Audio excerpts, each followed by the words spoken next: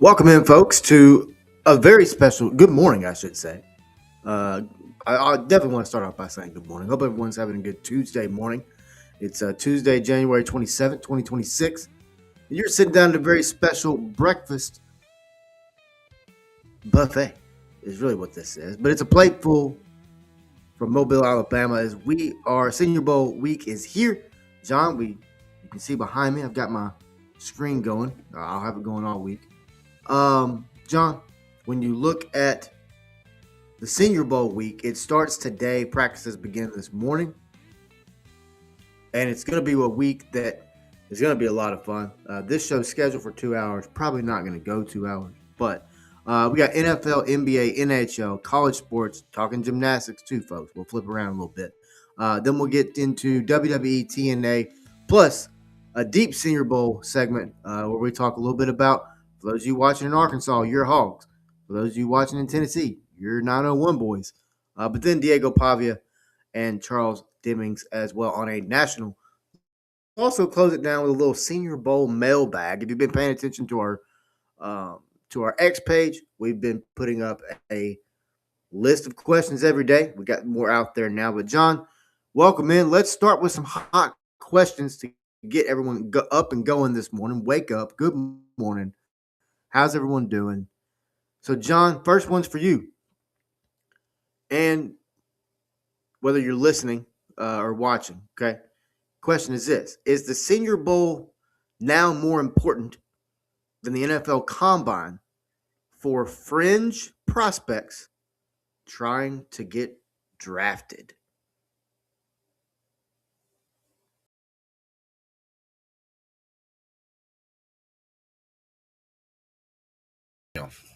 Can I say they're about What even say you, still? John? They're still about even to me, to be honest with you. I don't think it. I mean, they do more stuff in indie, right? So I don't think it's that much important, but I think it's very important to show out and show out early because your impact in mobile does help out because you're going against other people your size as well. So I think it's still about even on paper, to be honest with you. Okay, all right. And I mean, anyone out there watching and listening, if you're watching on X, if you're watching on Twitter, hit the retweet on Twitter. Answer the questions on there. Hey, shout us out, whatever you want to do. If you're watching on YouTube, you can also reshare there as well. Second question. It's a big topic yesterday, John. So I wanted to get into it a little bit this morning. With a sub 6 foot quarterback like Diego Pavia, are we overreacting to measurables, or is this the line in the sand for NFL teams?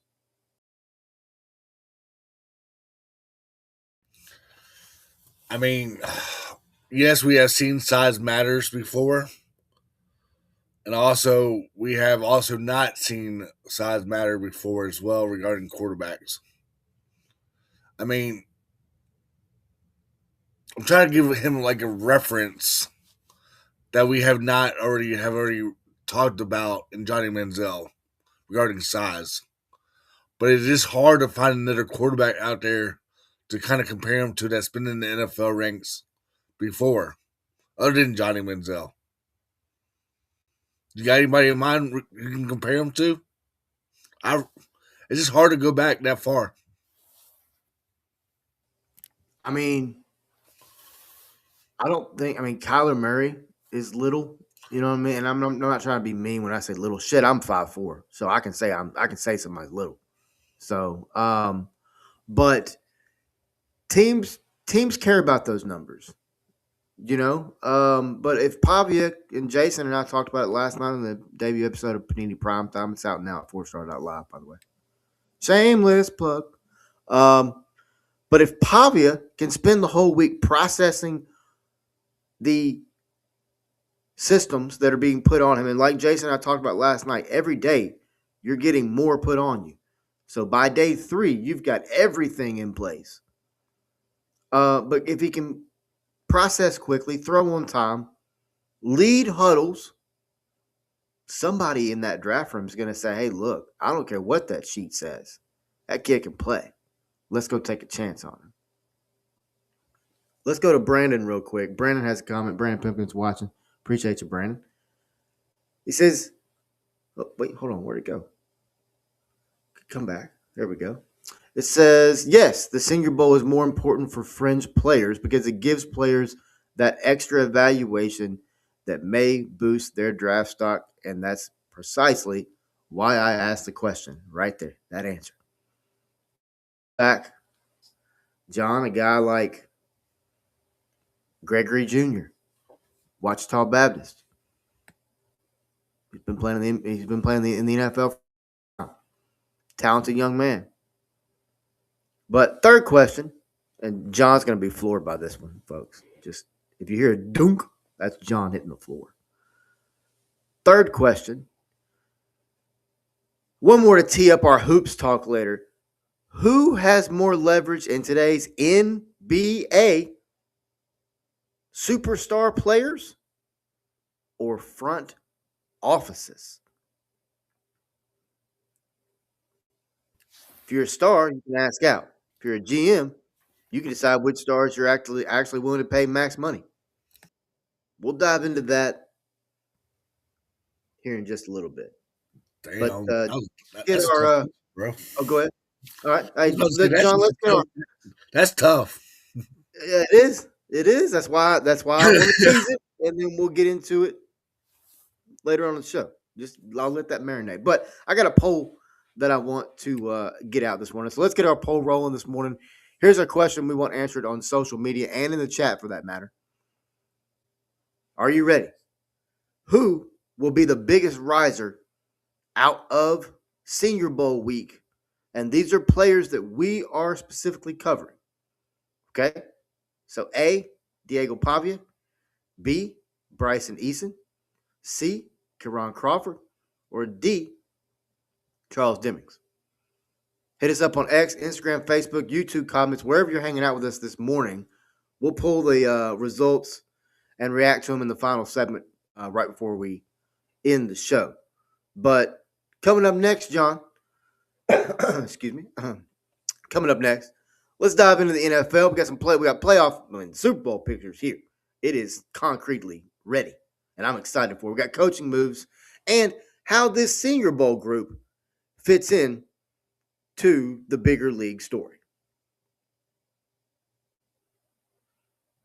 All right, John. Let's go, man. Let's start with the big picture. Very, very interesting stuff here, man. When you look at Super Bowl, Seahawks, Patriots, when I think of those two teams, I think of Marshawn Lynch not getting a football. Him running off the bench screaming. But you look across this league, John, you look at the quarterbacks. You saw Denver last week with Jared Stidham struggle. Now, yes, I understand it was a freaking snowstorm, right? I get that, people.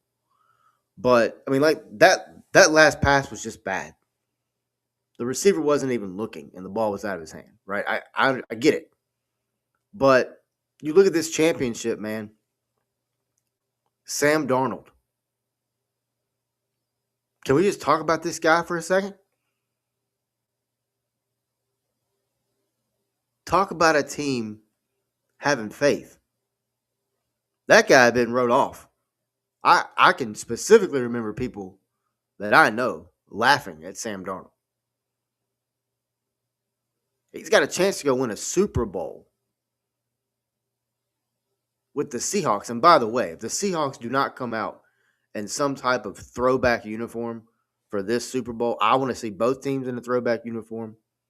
Please, please, just do it. Because you know what? If you do it, everybody's going to love it. Everybody's going to love it. But let me ask you this, John, as we talk about decisions that are going to be made, okay? So if you've got a team that's looking at this Senior Bowl group and says, okay, our guy is here. But that's how you also go from a bridge quarterback to a we can draft our future this year. But let me throw this out there for you, man. Would you rather pay big money to a veteran quarterback you kind of trust or roll the dice on a rookie in this class and you've used the savings to build the rest of the roster? Because I guarantee you right now, John, there's war rooms in Mobile, Alabama that this is happening. It's a tug of war happening right now in front offices. But what's your thoughts on that? I think right now, depending on what team needs a veteran quarterback, um, because looking at Denver, credit Jared Stidham for stepping up, when Bo Nix got hurt.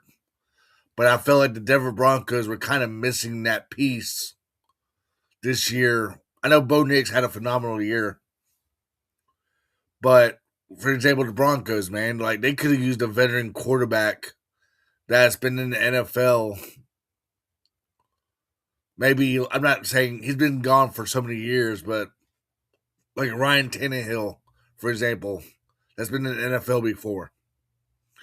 So for the Denver Broncos to not have a quarterback backing up, kind of like Bo Nix, that has the NFL experience in this situation, like it showed in the second half against the Patriots, where they only had like one first down and only like two drives in that whole third quarter because the Patriots were just melting the clock, and they knew to their advantage was they were just gonna just rely on their defense because the way the conditions were. But that's one reason I think a veteran quarterback for a Denver Bronco team, for example, might be a good fit because Jared Stidham hasn't thrown a snap in, they said, 700 plus days, for an example. So that's one reason I feel like a veteran quarterback could come in handy right now. But it depends on what team is actually going out there. And I'll tell you my Sam Darnold comment here in a minute. All right. Well, quick reminder before we get too deep into the draft talk. All of our Senior Bowl coverage this week is coming to you from the Craters and Freighters mobile studio. If you got something big, fragile, or just plain awkward that you want to ship, artwork, electronics, equipment, Craters and Freighters takes care of the whole daggum thing. Packing, custom crating, and shipping door to door. That's local, that's domestic, cross country, and that's also international, folks. We trust them with all the gear that got us from the home base down to Mobile. So you can trust them with your high value stuff as well. Look up Craters and Freighters in your area or hit their website to get a quote and let them know 4-Star Sports Media sent you as well. All right, John, back to this week on the field. Let's talk about why the Senior Bowl is such a huge opportunity for a handful of guys. And I want to start with Diego Pavia, the quarterback from Vanderbilt. Measurables wise, we're talking sub 6 foot, under 200 pounds. On paper, that makes some teams very, very nervous. What are you looking for? And we're going to go through the players, a lot of the players that we're covering this week. But, John, what is your thoughts on Diego as a player? And we've talked about him numerous times. We had a deep conversation about it a few weeks ago to end the show. What are you looking for from this young man this week to improve his draft stock? To see how he throws the ball downfield more and maybe throw the ball on the run as well. Because I think a lot of NFL scouts and coaches definitely want to see his deep ball a little bit more. I know he used a deep ball at times in Vanderbilt, but I'd like to see him a little bit more regarding throwing the deep ball because I definitely think that could very well be a key for him this week. Okay. I'm looking for him to be great at quote unquote everything else, right? I want to see footwork. I want to see timing. I want to see accuracy. I want to see decision making. Because I know this for a fact. If you're small, you can't also be late and sloppy. you have to be pristine. You have to be on point because they're going to look at you. And if you're off in any kind of way, they're just going to turn their head. So what I want to see is how he operates in these practice settings when the windows get tighter and the playbook gets heavier. How does he react? When he makes a mistake? Because I mean, no one in Mobile is going to be perfect this week. So when he makes a mistake, how does he come back and correct that mistake?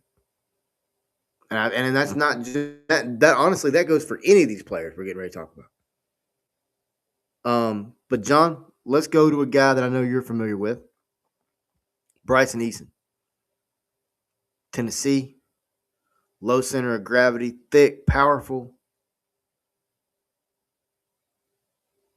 Interior defensive lineman. Hands are just ungodly strong. How high do you think he can go? Because his question is not, do you belong in the league? I think that's an obvious yes.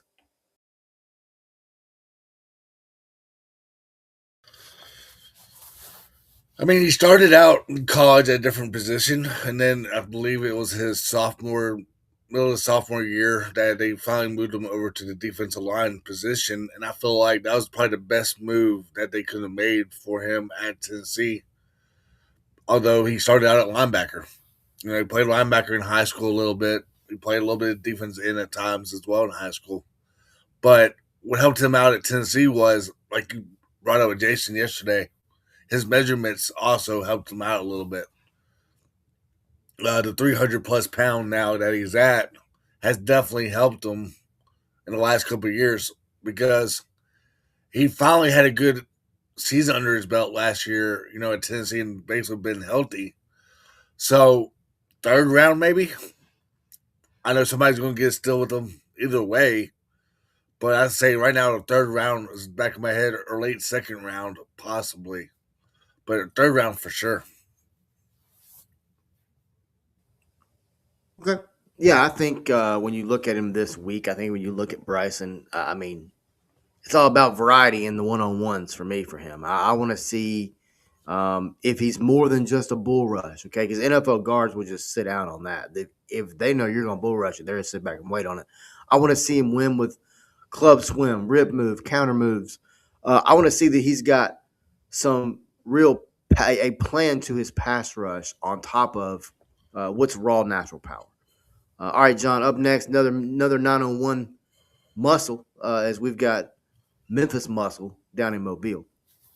Karan Crawford. He's a pass rusher, John, similar to Eason, but he's got a different body type. He's bendy. He's very explosive off the edge, a lot lighter of a frame.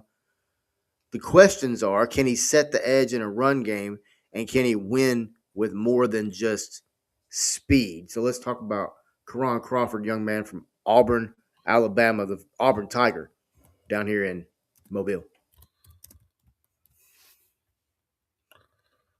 Hang on one second.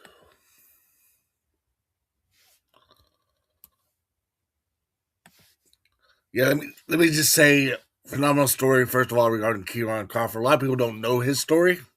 So let me just share his story real quick before we kind of get in this, because it's a phenomenal story. He started out at Raleigh High School here in Memphis, and then went on to Briarcrest Christian High School his junior year and senior year of high school. But how many years did he play of high school football, guys? He only played 1 year of high school football, and it was a phenomenal story to watch at Briarcrest after only playing one season of high school football.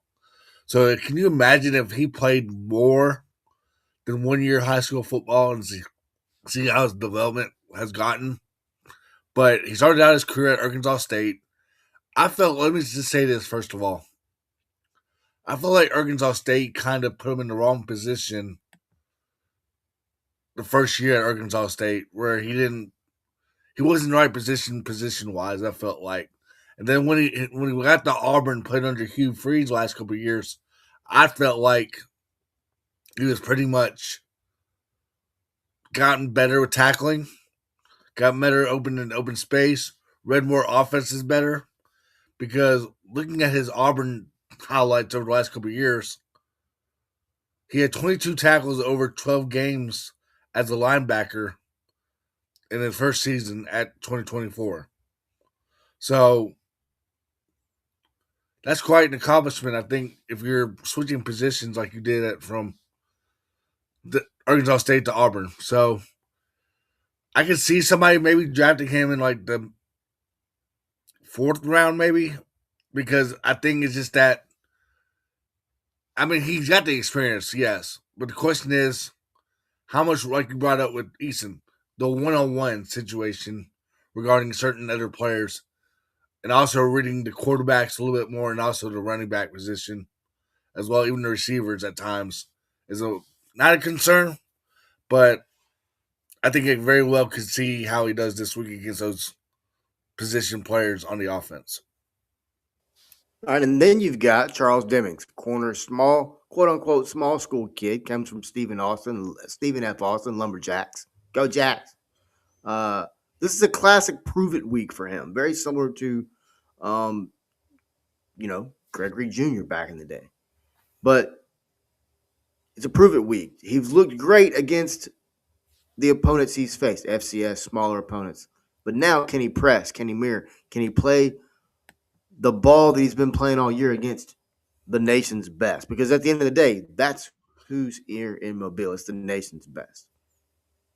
But we're going to circle back to those guys by name in hour two, and then we'll also get into measurements and specific practice goals. Plus, we'll talk Arkansas Razorbacks, as there is a sextet. That's six people, by the way, of them down here. But John, let's shift over to the hardwood, John. We're going to talk NBA. Calm down, buddy. I know Yeah, we you're got a shocked. comment from Brandon again, by the way, regarding your Hold on. questions, by the way. Well, let's see. Oh, yeah, we'll get to that at the end. That's why they're there. Yeah, hang tight, Brandon. I promise you, at the end of this show, we're gonna bring it back up. It's the mailbag.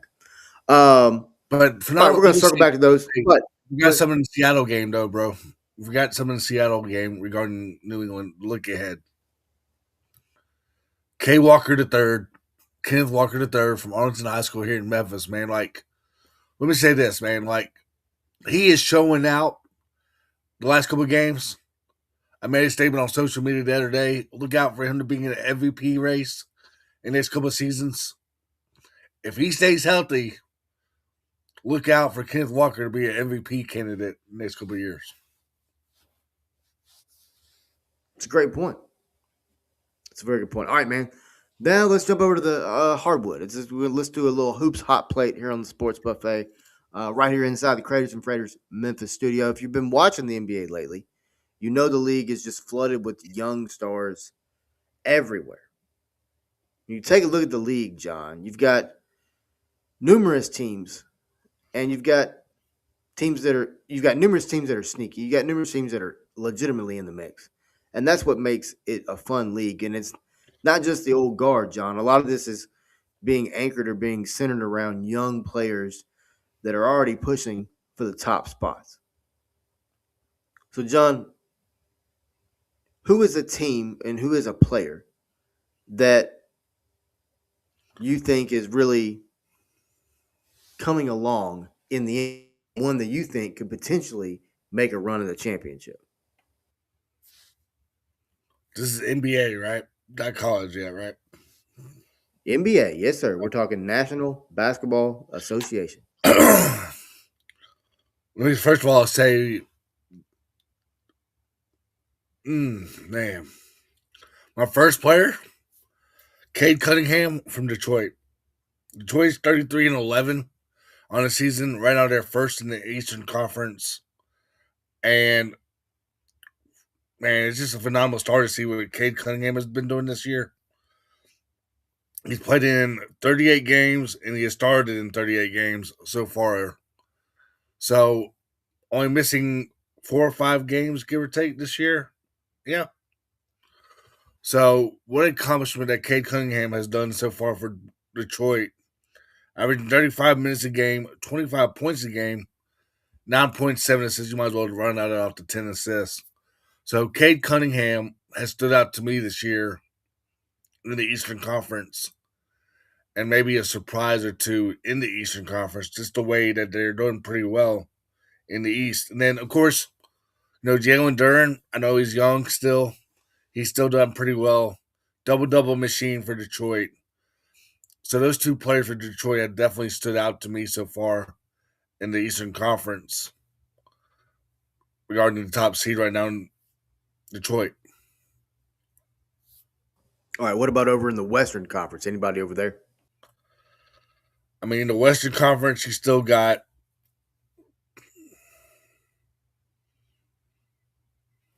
Go I ahead mean, and the say West is Ja. so. Go West. ahead. Go ahead. Make the Memphis fans happy and say Ja. Go ahead. No, I'm good right now on that one. No, thank you. Uh, man, let's be real. The whole Grizzlies thing right now is a mess. Let's just be real. That's another. That's another. I mean, we can talk about it for a minute here. We got about 10 minutes till our next segment starts. So I mean, we can talk about it right here if you want to. Well, I'll tell you my disappointment. I'll tell you why it's disappointing here in a minute. Let's be real, man. I'm enjoying San Antonio Spurs right now in the second in the West. Victor's still done pretty well. Don't ask me to pronounce the last name, but I'm not going to. But Wembanyama. that's your job. But yeah, Victor done pretty well in the second. I mean, let's be real, man. Like the Denver Nuggets younger pieces that they're doing right now in the West, 31-15 overall, third in the West, 5.5 games back at first. They're young pieces. Maybe the Lakers a little bit younger pieces also at times have done pretty well for them right now because they are now fifth in the West, and just the way that it's hard to see how these young pieces in the West are done pretty well because the way their contracts are set up with the G League. So you might want to add that to that conversation too, because these younger players are having these two-way contracts where they're on an NBA roster and then about a week later on the G League. So it's hard to actually see what's really going on at NBA level right now regarding these young players.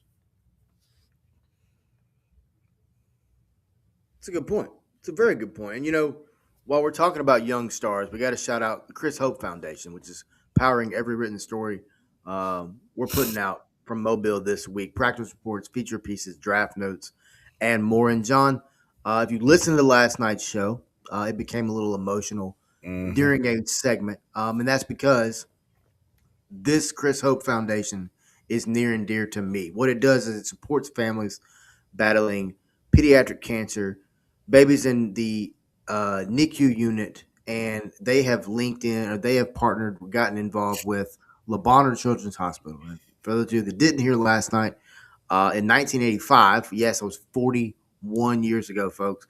In 1985, little Wes Pruitt was born at 1 pound and 8 ounces.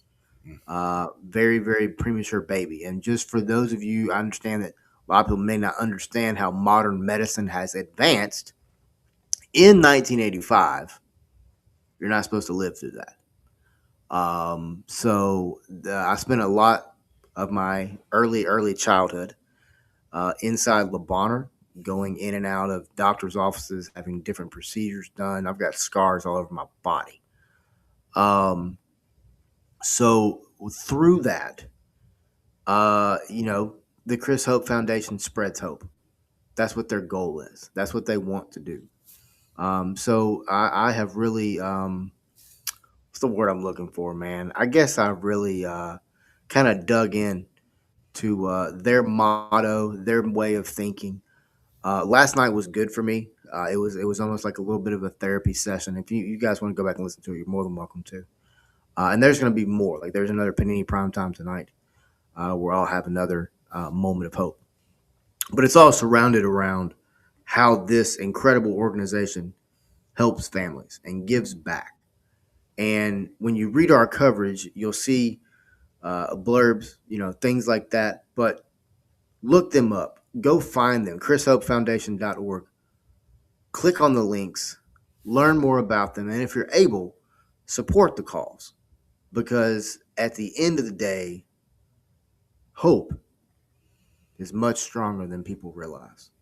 But all right, John, from the hardwood over to the squared circle. Up next, we're going to talk WWE, TNA, and one match the big company absolutely cannot mess up this year, John.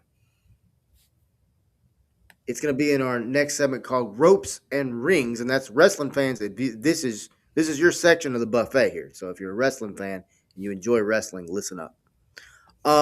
If you don't, give us about 10 minutes and we'll be on to the next topic. So don't fret. And you might learn something. Hey. All right, John. Let's start with TNA, man.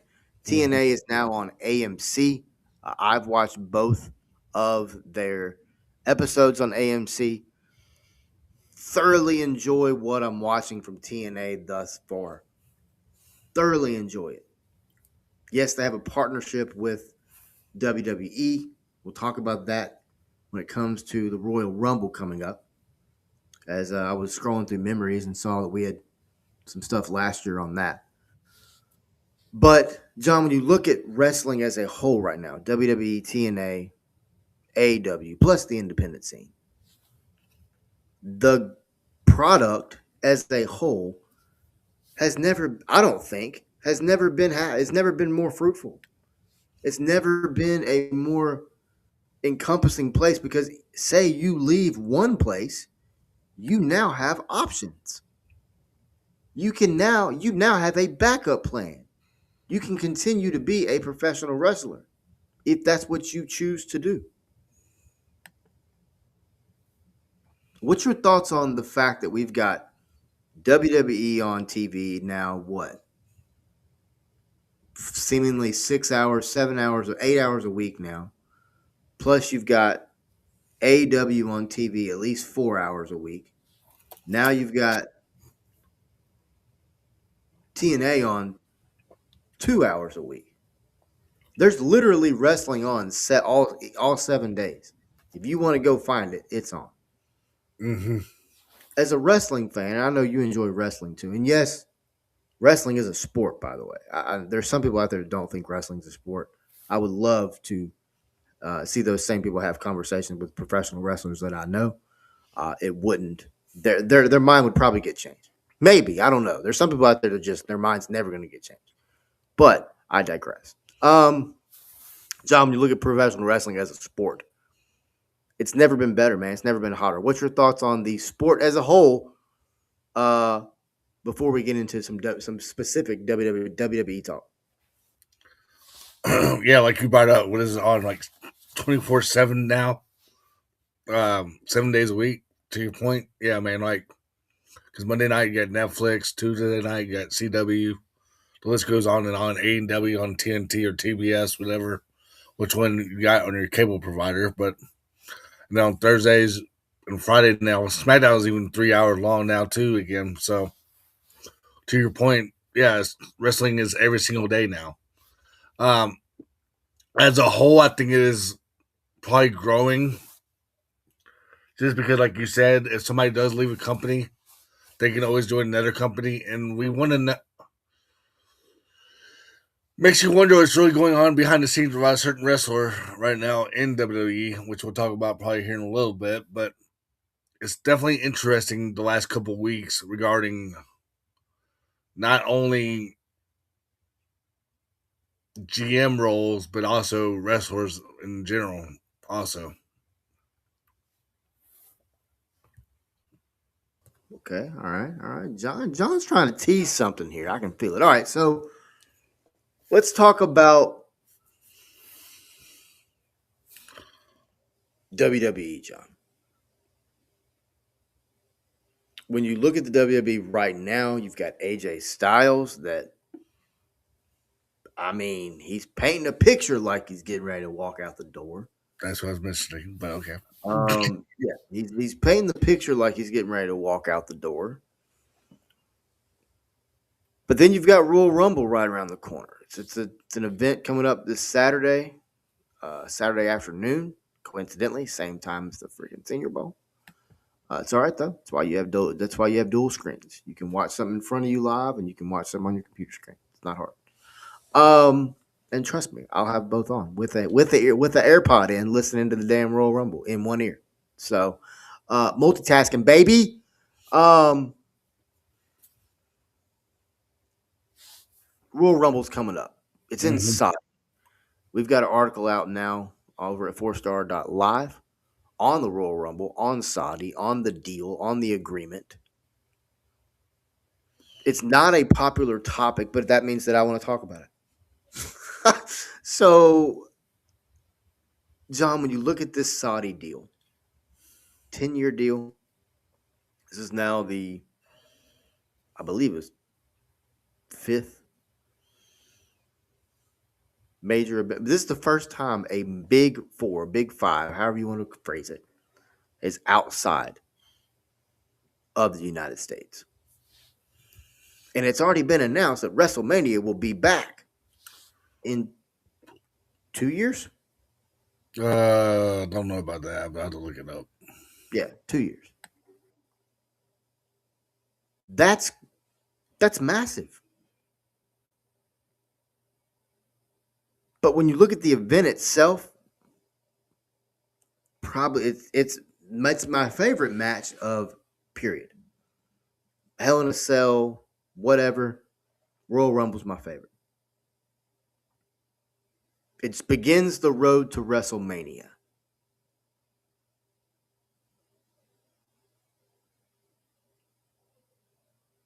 But John, who do you think is going to win? Now, well, don't hold on. Today's just Tuesday.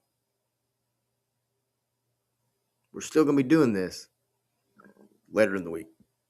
So we're going to get more into it. But John, when you look at this match,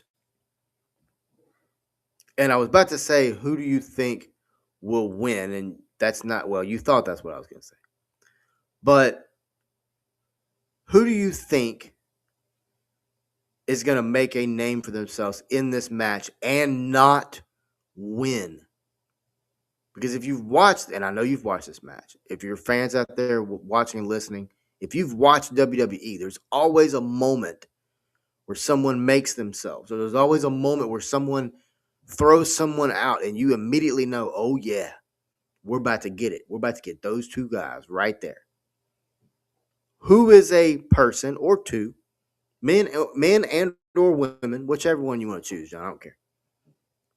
But who are some wrestlers in WWE that you are looking forward to in this upcoming Royal Rumble to make a name for themselves and then not win it?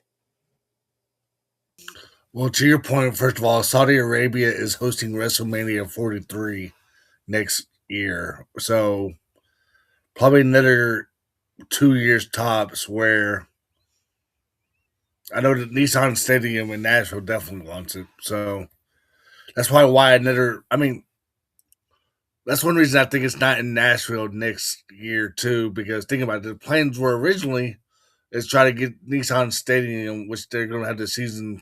The stadium's going to be done in 2027, but the plan was to get ready for WrestleMania, maybe go to Nashville for like a year or two, right? So WrestleMania is actually in Saudi Arabia next year. First of all, so I want to answer that question for you. But yeah, man, like he's got reinstated yesterday by Adam Pearce. So I mean, I think it's a little bit too early for him to win the Royal Rumble and Braun Breaker. So, and maybe Jacob Fatu as well, are the top two that come to mind right now. Because, yeah, they're up and coming, but I think they still want to do kind of like old school flavor where they can still. Man, those two come to mind. I'd like to see Randy Orton win it, but which we'll talk about like later on in the week. But are they? I think Randy Orton still has another few years in him. Is why I don't think he'll probably win it this year. But those the three that come to mind on the men's side for me. Okay. All right. Yeah, I agree. When it comes to Orton, definitely, I believe, has more of a run in him for sure. For sure. All right, John, let's jump over to TNA. We talked about AJ Styles, and I wanted to talk about TNA at the end of the wrestling portion before we get into college gymnastics. But when you look at TNA, I talked about AJ Styles because I'm gonna make a statement that people may laugh at, and it's fine. Okay. When you look at the career of AJ Styles, I think it was more impactful on the sport of professional wrestling than potentially anyone that's come out of the WWE, and that includes John Cena. When you look at AJ Styles, you look at what he did for TNA, you look at his loyalty to the company. When a lot of people were coming and going and jumping and running, AJ stayed right there. He reminded me a lot of Sting in WCW. But you look at what AJ Styles was able to do in TNA, and you look at the potential of him retiring, as we're going to get into this storyline as the week goes. But he has a retirement match, title versus retirement match. As someone who grew up in Memphis, Tennessee, I understand how these matches work out. Believe me, it's almost like a loser leave town match in a sense. And I think that's what this is almost going to turn into, because in my opinion, like I said, we're going to get more into it, but I'm excited to see what AJ is able to do and how they're able to web this storyline into TNA. Because I think they have a great opportunity right now to really cash in on AJ's career with TNA. And I believe you can put a championship. Doesn't have to be a world championship. It can be an X Division championship. But you can put a championship on AJ one more time. He has a championship run left in him. I understand that the big rumor right now is that AJ is going to retire at Royal Rumble, and that he told Shinsuke Nakamura, and Shinsuke put the big long thing out. And yes, it's been what? 10 years? 2016 is when he debuted? Or was it 2006? It was one of the two. It wasn't 2006. It had been 2016 that he debuted at the Royal Rumble. I just don't see 10 years later that he's going to just walk away and retire at the Royal Rumble. But if he does, I think that this is the opportunity that WWE cannot fail. You cannot drop the ball here. You have to put him in TNA and let him go crazy. If you watch that first TNA episode, my gosh. Did you see the reaction when he came out? That place erupted. Absolutely erupted. And that's what you need. If you're TNA, you're on AMC. It's the biggest television contract you've ever had as a company. You put AJ Styles on that television screen and you shove him down those people's freaking throats. Because he's that damn talented. That's why you do it. All right, John, we're going to take a quick break. We come back after the break. We'll hit up some college sports and gymnastics. And then we'll start hour 2 with our full Senior Bowl spotlight on the Hogs and the 4 players we mentioned earlier. Right here on the Sports Buffet Breakfast Edition, presented by 4 Star Sports Media.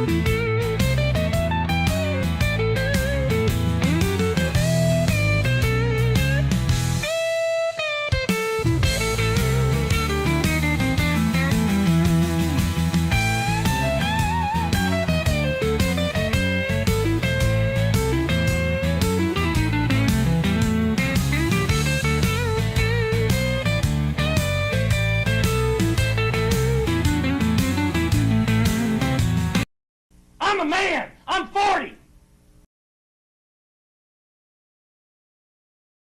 That's right. I am a man. I'm 40. Welcome back.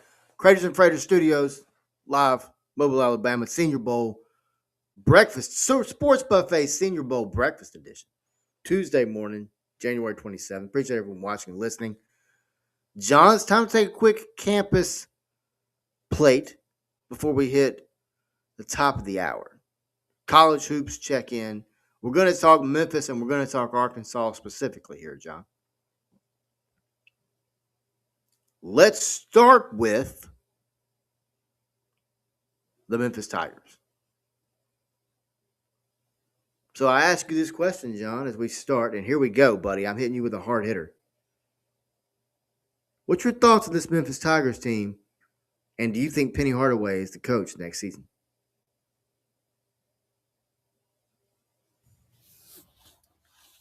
The second part to that question, no comment right now because I'd rather talk about that in another show, to be honest with you, because I don't know, man. Like, I just know it's not pretty right now behind the scenes.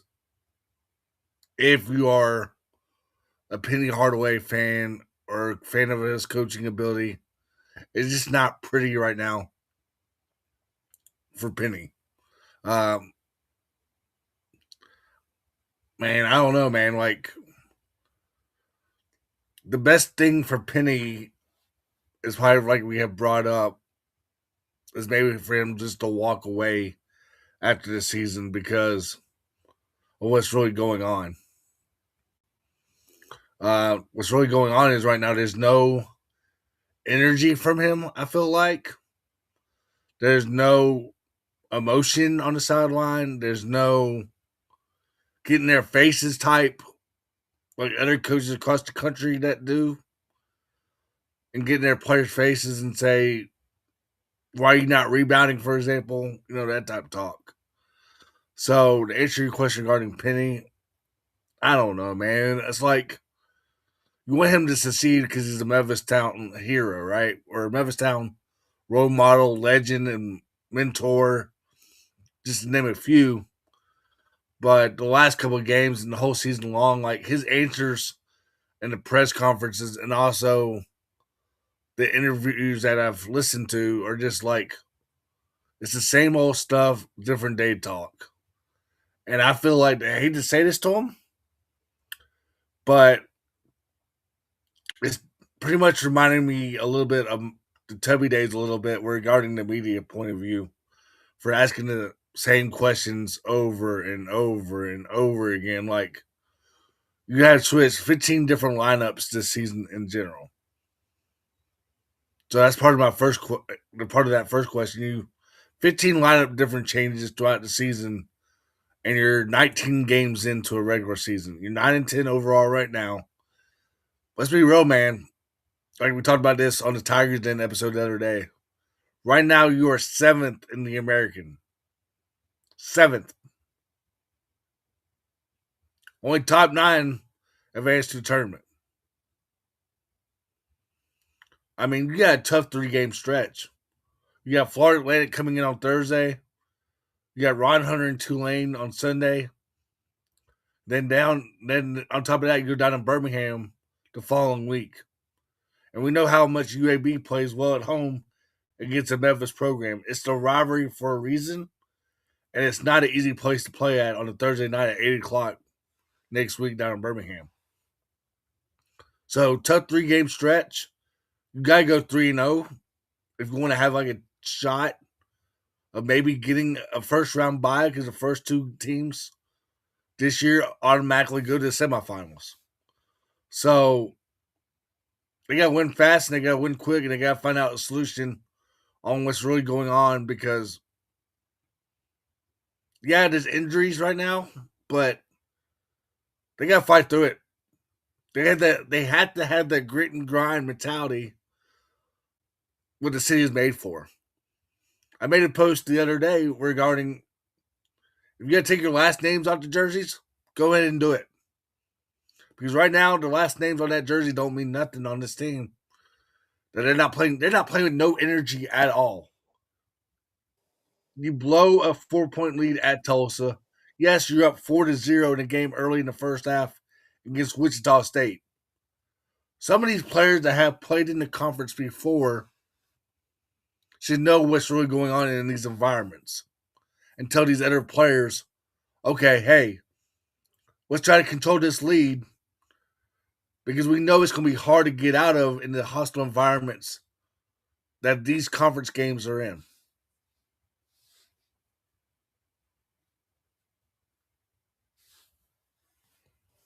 It's a good point. It's a very good point, man. When you look at Memphis right now, and I mean, you know, catch all the slack we want to catch. I don't care. There's articles out at 4star.live that are legitimate, and they ask legitimate questions. The attendance tells me everything I need to know. The attendance numbers speak for itself. The attendance numbers is what have gotten other coaches ran out of the city. Performances like we've seen this year have gotten coaches ran out of the city. Performances that we've seen through a tenure. This is now year 8. He's won one NCAA tournament game.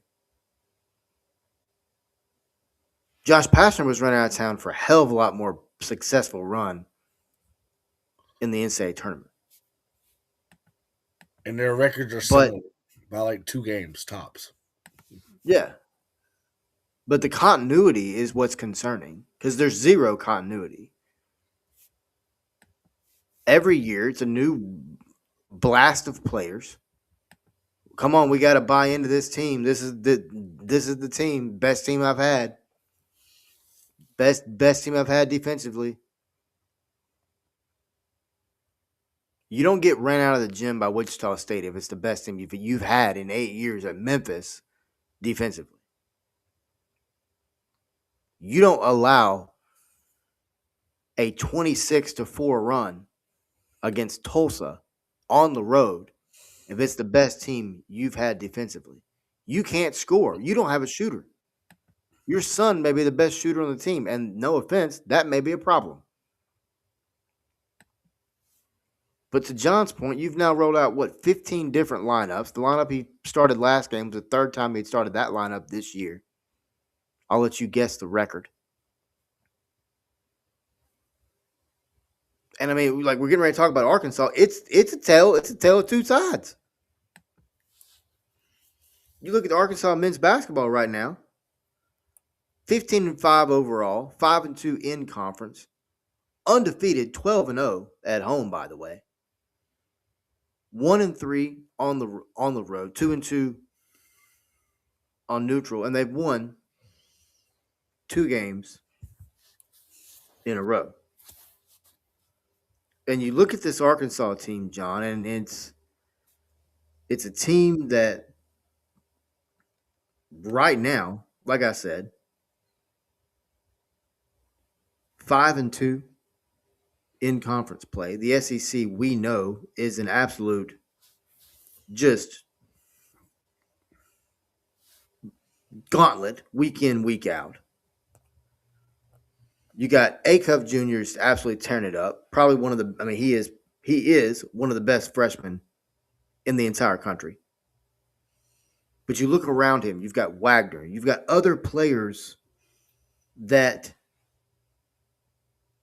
are playing really well for Cal, and they're locking in and they're playing defense. And yes, I understand there's lapses. Basketball is a game of runs.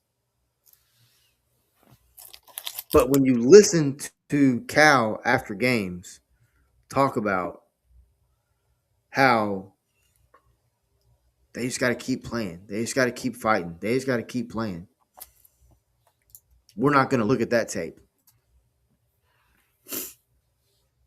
Penny has to look at the tape.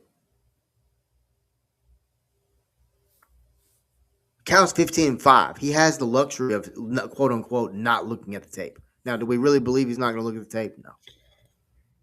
We don't. But, John, when you look at these two teams, you've got Arkansas right now setting themselves up for a great February run into March. And meanwhile, you've got Memphis, no pun intended, but they're scratching to make the American tournament. It's going to be a fun February. It's going to be a fun March for both of these programs and their fans. And yes, I said fun. Because at the end of the day, you're going to support your team. But, John, let's have a quick gymnastics note before we flip to Let me say something about basketball real quick, college basketball real quick. Go ahead. Regarding the Arkansas program, I've 15-5, like you mentioned. I think the only thing that Arkansas probably fans want to see more of is Billy Richmond. Billy Richmond's been a little bit up and down the last couple of games. Yeah, he's averaging 8 points a game, 3 rebounds a game, and 2 assists a game at last check. But I also want to see more of him. Excuse me. But regarding the Arkansas point of view, they just cannot lose a game they're not supposed to in this conference. Because we have seen Arkansas before where they lose a game and then they lose like 2 games in a row. They win one again, then they lose one, in years past. So it's a key game tonight in Norman, Oklahoma, because your road games are valuable right now in this conference. You got to win these conference games on the road. So especially when Oklahoma right now is coming off a disappointing loss to Missouri the other day, where they lost basically by 2 buzzer beaters. You can say that. But regarding college basketball as a whole right now, like the Big 12 to me right now is definitely standing out. I want to add that because BYU still done. I know BYU played Arizona last night, but the Big 12 right now, we talked about this the other day, but the Big 12 to me is up for grabs this year. Just the way that Texas Tech is playing so well at home. BYU's done well. Arizona's number 1 in the country, man. Like, you still got Iowa State that can be dangerous. You still got Kansas that can be dangerous. Yeah, Kansas might have had a little bit of hiccups. And UCF getting that huge win the other day. We talked about UCF, man. UCF getting that huge win against Colorado at Colorado the other day was a good win for Coach Dawkins, because that's another coach a lot of people across college basketball, if you're a college basketball fan, a lot of people wanted Coach Dawkins let go at UCF a couple of years ago, if you don't remember right. Because right now, this day in college basketball, man, it's fun to watch these teams beat up everybody, and then they also can afford a bad loss at times and then rebound it from a good win at home. Like AKA Gonzaga that, or they beating San Francisco by 2. There's no disrespect to San Francisco by only losing by 2, but this is a Gonzaga team that I think was over, like, maybe kind of looked ahead a little bit to other teams, in general too. That's a good point. All right, man. We're going to take a quick break. On the other side of the break, it's hour number 2. We're going to get into numerous things. We're going to get into Senior Bowl as we dive into these players specifically. We'll also get into a little more college as we talk portal for Arkansas, for Memphis. We'll get into NHL and pro roundup. Then we'll close up with poll results and a Senior Bowl mailbag. All that and more right here on Senior Bowl Sports Buffet Breakfast, right here on 4-Star Sports.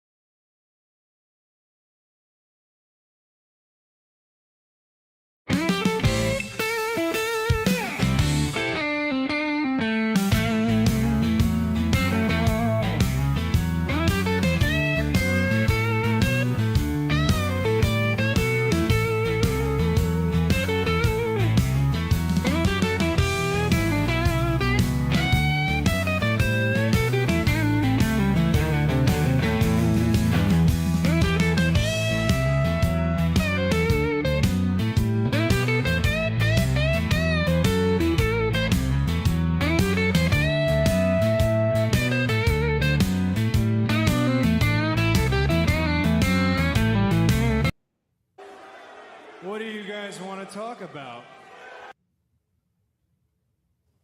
Welcome back into hour number 2 of the Senior Bowl Sports Buffet. The title for today is Full Plates, Bigger Steaks, and we're joined by John Stardom. I'm Wes Pruitt. We're live from the Craters and Freighters studio in Mobile, Alabama.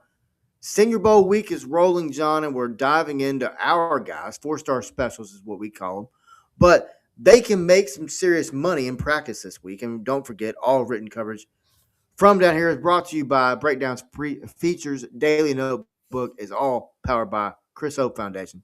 Check them out and support if you are able. John, we've got 6 Arkansas players down here in Mobile. You've got Taylon Green, you've got Mike Washington Jr., you've got Fernando Carmona, you've got Cam Ball, you have Xavier Sori, and then you've got 3 offensive, 3 defensive, which, talking with Jason last night, he said that it kind of surprised him that Arkansas was able to bring 3 defensive players down here to Mobile. John, let's talk about the defensive guys first for Arkansas.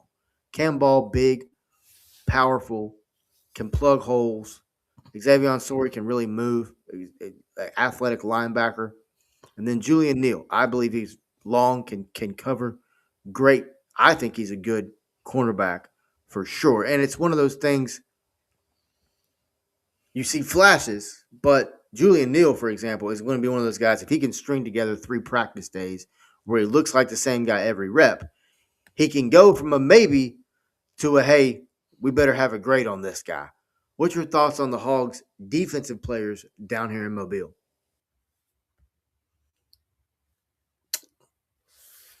Some of them definitely got to show how much they actually want to be in the NFL.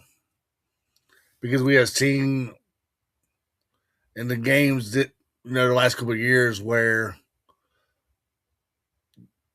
they have given up after, let's just say 14-0 scores, whatnot. I just think they just want to show. The thing about them is they just want to start fast and just show how much they actually want to be in the NFL. Because I know the mentality is there. It's just that is the heart wanting to be there too. Because the heart point of view is where I'm not questioning their heart, but it's just hard to see. I mean, like Jason brought up, yeah, it's kind of. I was just a little bit surprised by the amount of defensive players too, but I think that's one reason you want to see how they do against some opponents, maybe like a mid-major teams players on the other side of football. So maybe that's why.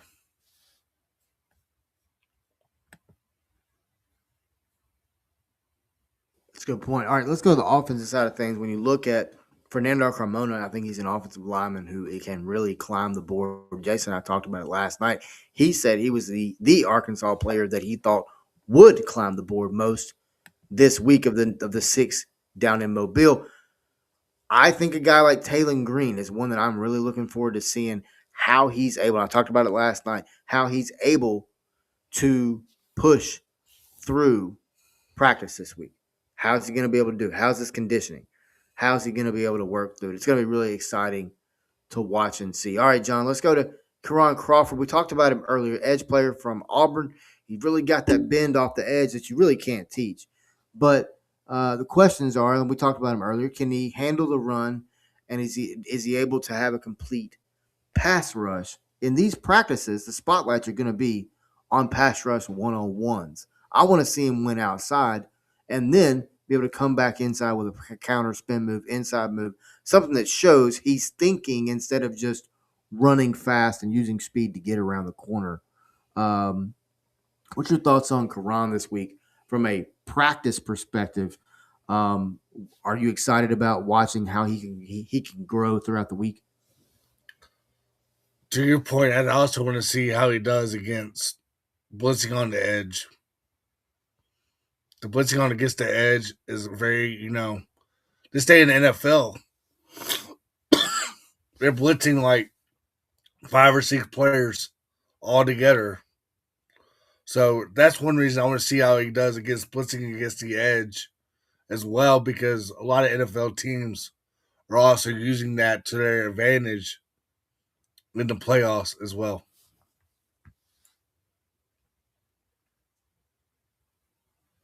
It's a good point. And, we talked about the NFL earlier. We talked about the Super Bowl. We're going to get more into it as the week goes. But you talk about it, setting the edge. It's very important. John, speaking of important, quick shout out again to Craters and Freighters. They've powering our trip down to Mobile, Alabama. If you've got something that can't be tossed in a cardboard box, maybe you're just moving offices. You've got valuable memorabilia or delicate electronics. Let Craters and Freighters handle the packing, smacking, stacking, and shipping and delivering. You've got custom crates, professional packing, and they manage the shipping so you don't have to. Check them out if you've got a big move or a one-off shipment you can't afford to have damaged. Craters and Freighters, Memphis, powering all of our trip down to Mobile, Alabama. All right, John, let's quickly go through. We talked about Diego, okay? From a measurement perspective, a lot of people made a big deal yesterday about the fact he was 5'9" and the fact that Vanderbilt football had him at 6 foot on their website. Oh my gosh, how could you do All that? rosters lie about sizes. Come on, guys. It's a travesty. Every single year in Mobile, we see this happen across the country. And honestly, if you dug into every single player and you went and did a comparison, and this might be something I might do. If you go in and do a comparison, I would be willing to guess that the majority of them are going to be off. People freak out over the smallest stuff, man. It's really kind of funny. But John, when you look at Diego Pavia, you look at Charles Demings. I talked about it earlier. It's two guys that are going to have to stand out this week, and they're going to have to do that starting today. They're going to have to do that starting today in practice. They're going to have to make a name for themselves in some way, shape, or fashion. But more importantly than that, each one of these players, here, period, not just the 4-star specials that we're focusing on, every single one of these young men that are in Mobile, it's the interview process. It's the sit-down process. It's the fact that these NFL teams have gone and done their due diligence, and they know every single thing about you. They've talked to your best friends. They know the first time you had a beer. They know everything about you. I've spoken to NFL scouts about this already. That's where you make your move. You make your move on the field, but if you can have the play on the field and then you can back that up with a damn good interview for an NFL team, they will take a chance on you. Nailed it. And that's what this is all about. We talked about the moment of hope. That's what this is. This is the moment of hope. That's what this week is. This week is the moment of hope. If you are a player here, this is your chance. It's your moment of hope. And when I talked about it last night, we'll talk about it again tonight. Again, and personally, I've had to utilize hope and to learn how to trust hope, and to learn how to trust others, and to learn how to trust just breath in general. And this game really mimics life because it's 3 days and you have to stack days.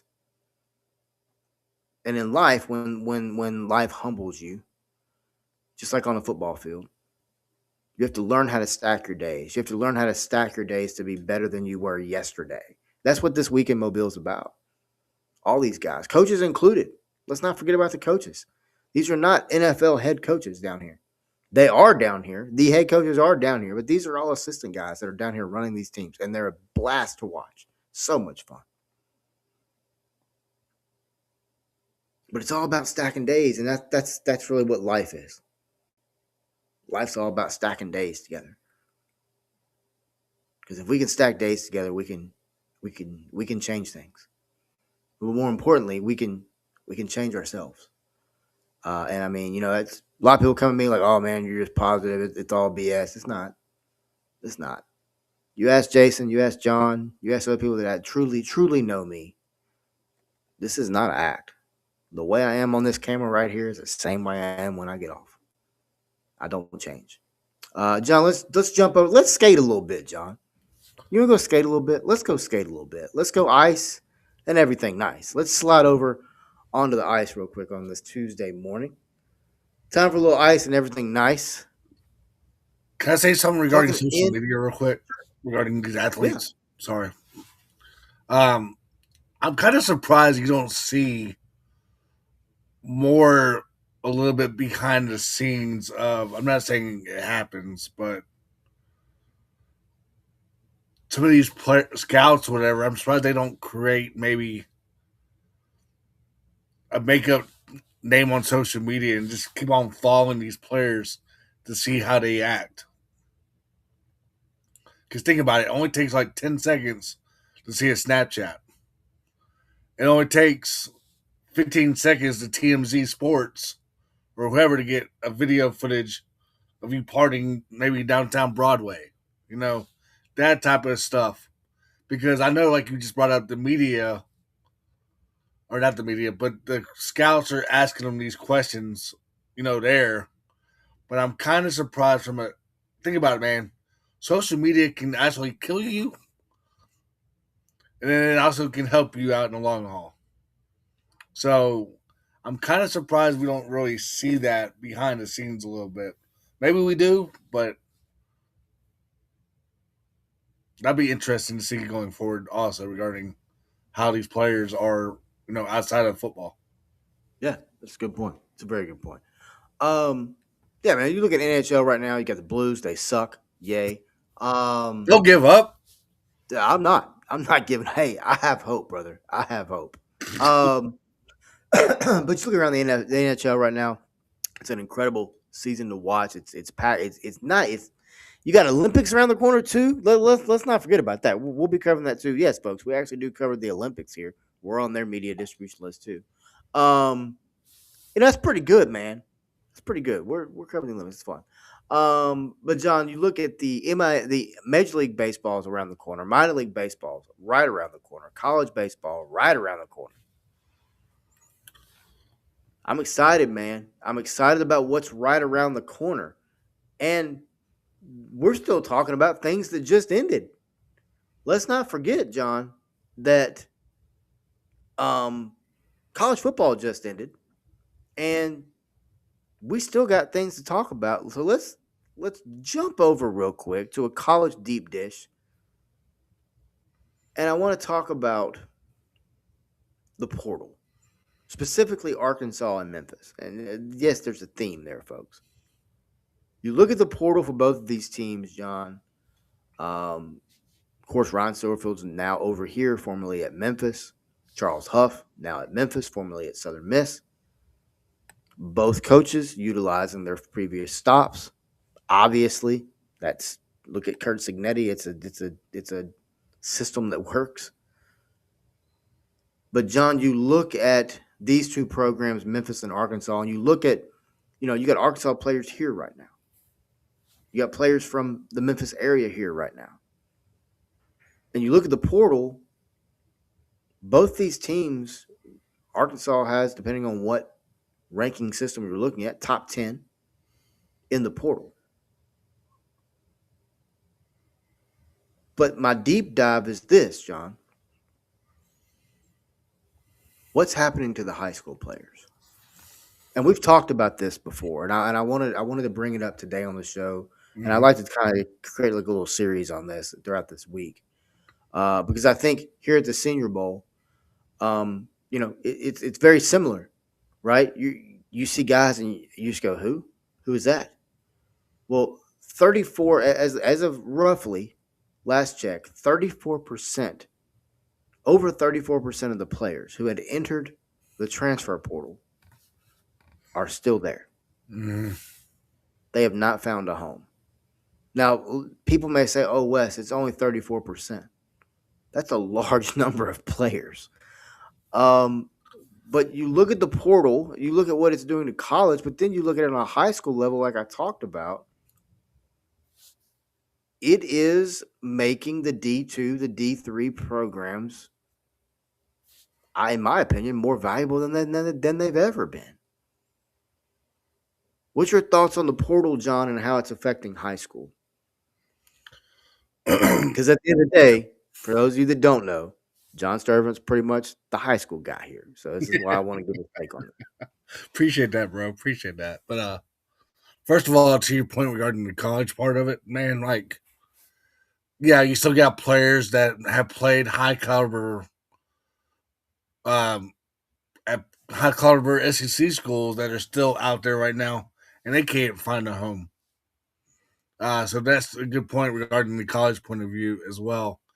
What's hurting the high school kids right now, I feel like, is these colleges are also focusing. I get why they're focusing more on trying to get players from the FCS level and the D2 level and try to get them to go to D1. But what's hurting them is these colleges are not contacting these high school kids the same time they're contacting these college kids. I feel like. I mean, these players are out there in the Memphis market right now still looking for a home. And I also feel like at times hurting these high school kids also regarding recruiting is they're they're doing their part on their social medias by posting videos and whatnot. But maybe during Christmas break, they're actually not. I feel like these colleges need to communicate a little bit better too with these players too, because we have seen some of these players say they reach out to these coaches and then they're like, "We'll get back with you," and then some of these colleges don't even get back with them after all. That's what's hurting these high school kids. Also, these colleges are definitely interested in them, and then a few weeks later go by, they're not reaching back out to them. They're not giving them an update on these on their situation, on what they're going for, or anything like that as well. Because I know a player in the portal right now. I'm not going to name him due to privacy reasons, but he has been ghosted before. He has been contacting these schools, but they keep on telling him they'll get back with them, and then there's nothing out there for him right now. It's even happening in the college players as well. So that's what I think is hurting high school kids, where the communication needs to happen a little bit more and just tell them what's going on, what they actually need or don't need right now in the high school ranks.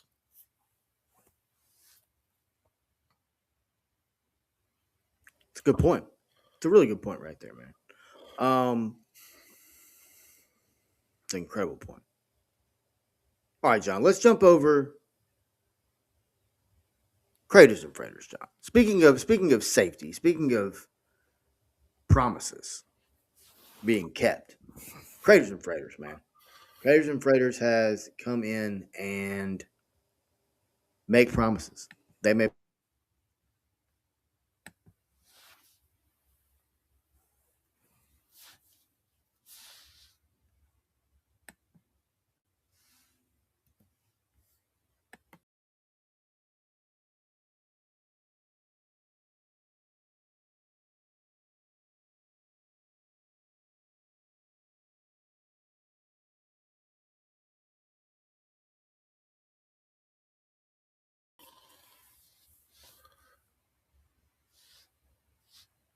Yeah, to Wes's point regarding certain stuff right now, regarding the transfer portal in general, regarding certain positions right now, like we still got so many players that are still trying to find a home, and also right now classes have officially started in their new school. So that's one reason I feel like the calendar year is definitely going to have to change going forward. Hopefully it does, because you got schools that are taking their last few students. The last day of enrollment is yesterday, for example.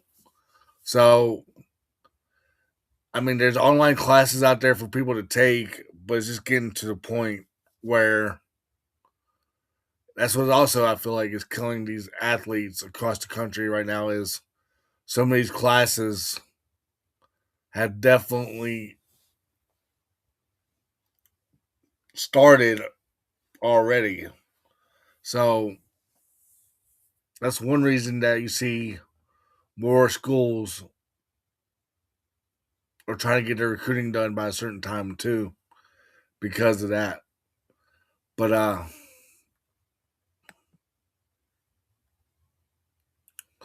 regarding the hockey and NHL, Wes was talking about, yeah, St. Louis Blues aren't doing well right now. But the same thing with the Nashville Predators. 1 minute they're doing good, and then 1 minute they're not doing good.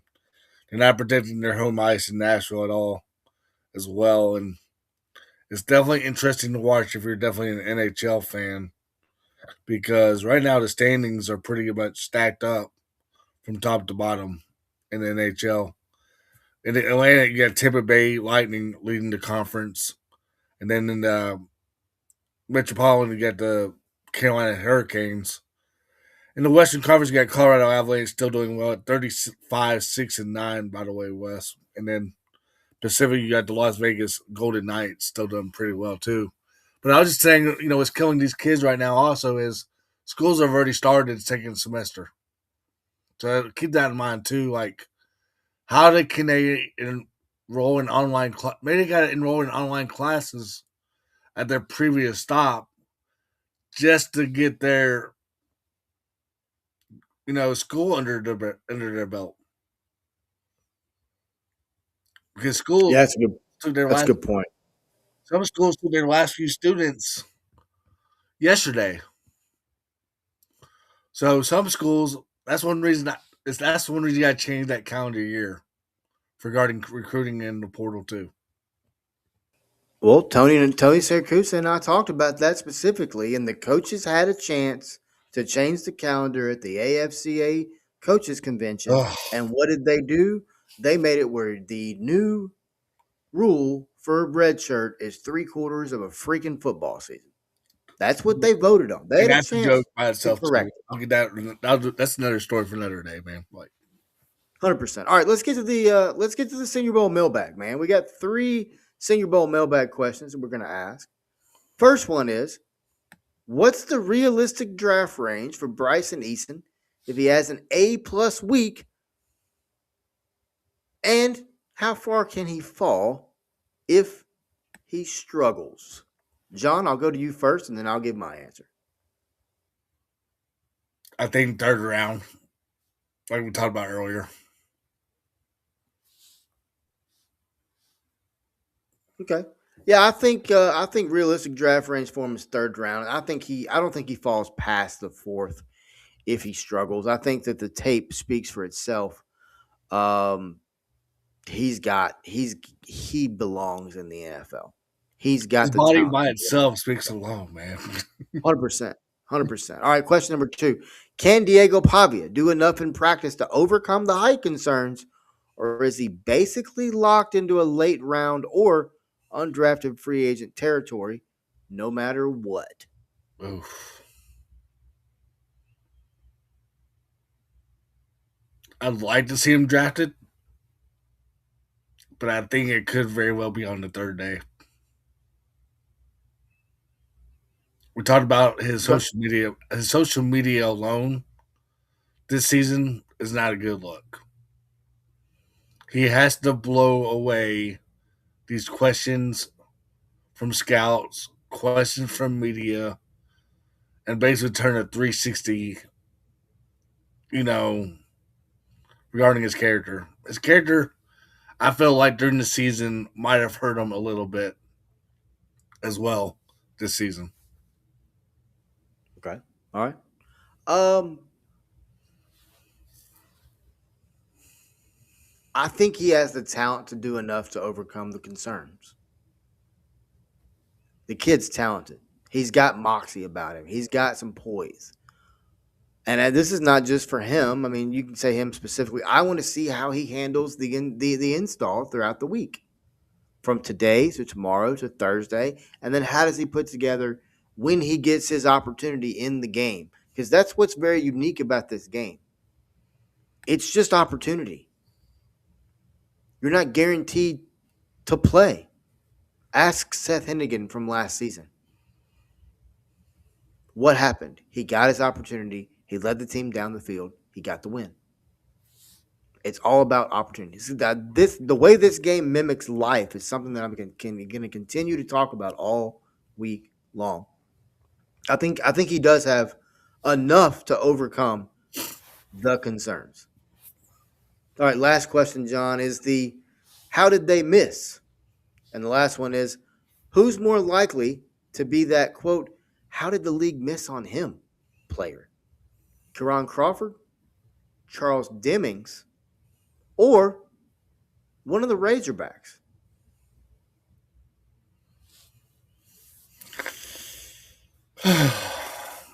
I'll say one of the Razorbacks. Maybe on defense. You know, Jason said last night, Fernando Carmona, I think a guy like Karan Crawford, but I also think a guy like Mike Washington. He's versatile. You can even stick him back in punt return. You can even stick him back in kick return. Let's not forget that, a lot of these guys, just because they play the position in college, if you have versatility, that's a very good thing. All right, John, that's going to do it for the Tuesday edition of the Senior Bowl Sports Buffet. Full plates, bigger takes. Live from the Craters and Freighters Mobile studio right here in Mobile, Alabama. Big thanks to Craters and Freighters for getting all of us and our gear here safely. Hey, we got more comments, by the way. I'm going to get them at the very end. And to the Chris Hope Foundation for powering all of our written content this week. Before we close, let's get to the mailbag comments. So earlier on, we asked about superstars having leverage in the NBA, and Brandon Pipkin chimed in on that as he said, superstars have more leverage because of their status and league impact. Also, because of their financial impact and significance to the organization. The superstar is disgruntled, and the organization is left to suffer unless the front office complies to the superstar's commands. That's dead on with that one. Yeah. It's dead on with that one. And we're talking about Memphis basketball earlier.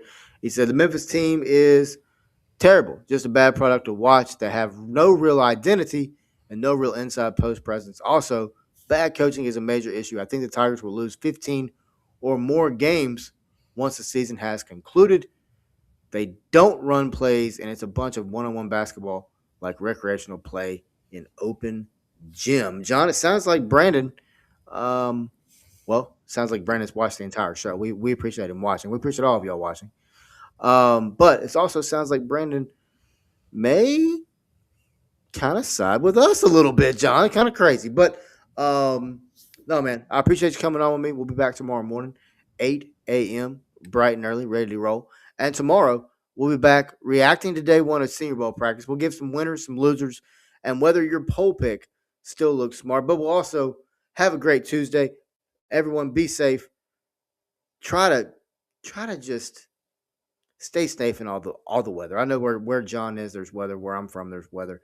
This entire storm has just swathed over the entire country. Be safe out there, folks. Get up, be kind, and stay classy.